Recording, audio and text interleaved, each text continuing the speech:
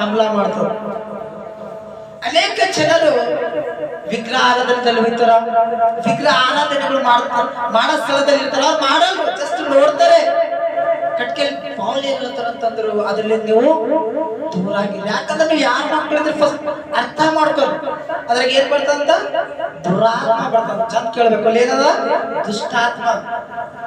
ಈ ದುಷ್ಟಾತ್ಮ ಮೂರ್ತಿದಾಗ ಹೋಗಿ ಏನ್ ಮಾಡ್ತಾವ ಅಂತಂದ್ರು, ನೀವು ತಿನ್ನೋದು ಇಷ್ಟ ಇಲ್ಲ ಅಂತ ಕ್ಲಿಯರ್ ಪೌಲ್ ಹೇಳ್ತಾರೆ. ಒಂದ್ ವೇಳೆ ನೀವು ತಿನ್ನಂತಂದ್ರು ನೀವು ಯಾರಿಗೆ ಸಂಬಂಧಪಟ್ಟಿರೋರು ಹೇಳ್ಬೇಕು. ನೀವು ಯಾರಿಗೆ ಸಂಬಂಧಪಟ್ಟಿರೋರು? ನಾವು ದೇವುಗಳಿಗೆ ಸಂಬಂಧಪಟ್ಟಿನವ್ರು, ದುರಾತ್ಮಗಳಿಗೆ ಸಂಬಂಧಪಟ್ಟ ದುರಾತ್ಮಗಳಿಗೆ ಸಂಬಂಧಪಟ್ಟಿರೋ ಕುಟುಂಬ ಹೆಂಗಿರ್ತದ?